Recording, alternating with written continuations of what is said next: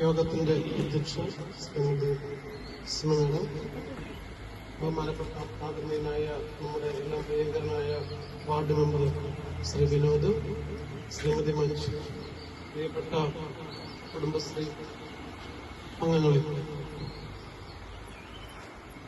ഒരു കുടുംബശ്രീ 25 വർഷം യാതൊരു പരാതിയും വെറുപ്പവുമില്ലാതെ പ്രവർത്തിക്കണമെങ്കിൽ നിങ്ങളുടെ ഇടയിലുള്ള ആ കൂട്ടായ്മയും സ്നേഹമൊക്കെ എത്ര വലുതായിരിക്കും എന്നാണ് ഞാൻ മനസ്സിലാക്കുന്നത്. ഈ കുടുംബശ്രീ എന്നാണ് തുടങ്ങിയെന്നറിയാമോ?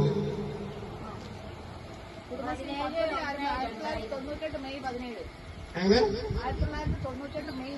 കറക്റ്റ്, അതാണ് കറക്റ്റ്. എങ്ങനെ തുടങ്ങിയത്?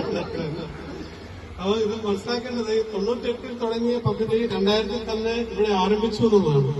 2000 തന്നെ ഇവിടെ ആരംഭിക്കുകയും 25 വർഷം വളരെ വിജയകരമായി അത് പ്രവർത്തിക്കുകയും ചെയ്തത് നിങ്ങളുടെ എല്ലാവരുടെയും ആ പരസ്പരം കൂട്ടായ്മയുടെ വിജയമാണ്, സ്ത്രീ ശക്തിയുടെ വിജയമാണ്.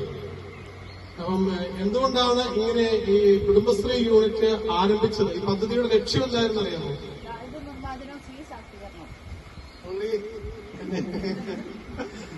എല്ലാം പഠിച്ചിട്ടിരിക്കുന്നവരാണ് അവിടെ. അപ്പം പഠിക്കാത്ത ആൾക്കാരുടെ ആണല്ലേ? അപ്പൊ ഈ കുടുംബശ്രീയുടെ ലക്ഷ്യം എന്ന് പറയുന്നത് poverty eradication and woman empowerment, ദാരിദ്ര്യ നിർമ്മാർജ്ജനവും സ്ത്രീകളുടെ സ്ത്രീ ശാക്തീകരണം.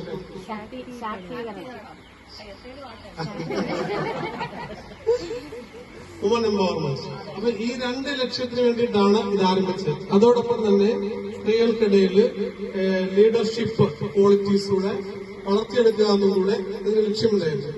എന്തായാലും ഈ ലക്ഷ്യങ്ങൾ നേടിയെടുക്കുന്നതിൽ കുടുംബശ്രീ യൂണിറ്റ് വളരെയധികം വിജയിച്ചിട്ടുണ്ട്. കാരണം നമുക്കറിയാം, ഒരു കുടുംബത്തില് ഒരു സ്ത്രീയുടെ കയ്യിൽ പണമെത്തുന്നതും പുരുഷന്റെ കയ്യിൽ പണമെത്തുന്നതും തമ്മിൽ ഒരുപാട് വ്യത്യാസമുണ്ട്. ശരിയല്ലേ? ഒരു കുടുംബത്തിലെ കുടുംബനാഥയായ സ്ത്രീയുടെ കയ്യിലെത്തുന്ന പണം പൂർണ്ണമായിട്ടും ആ കുടുംബത്തിന് വേണ്ടി തന്നെ ചെലവഴിക്കപ്പെടും. ശരിയല്ലേ? എന്നാൽ പുരുഷന്റെ കയ്യിൽ, കുടുംബനാഥന്റെ കയ്യിലെത്തുന്ന പണമോ കുറച്ച് ബ്യൂറേജസിൽ പോകും,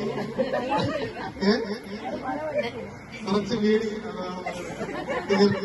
അങ്ങനെ പല പല വഴി പോയിട്ട് അതിന്റെ ഒരു ചെറിയ അംശം മാത്രമേ വീട്ടുകാരുള്ളൂ. അപ്പൊ ഇത് നമ്മുടെ ഗവൺമെന്റുകൾ തിരിച്ചറിഞ്ഞതിന്റെ ഫലമായാണ് സ്ത്രീകളെ ഉദ്ധരിച്ചു കഴിഞ്ഞാൽ സ്ത്രീകൾക്ക് അവരെ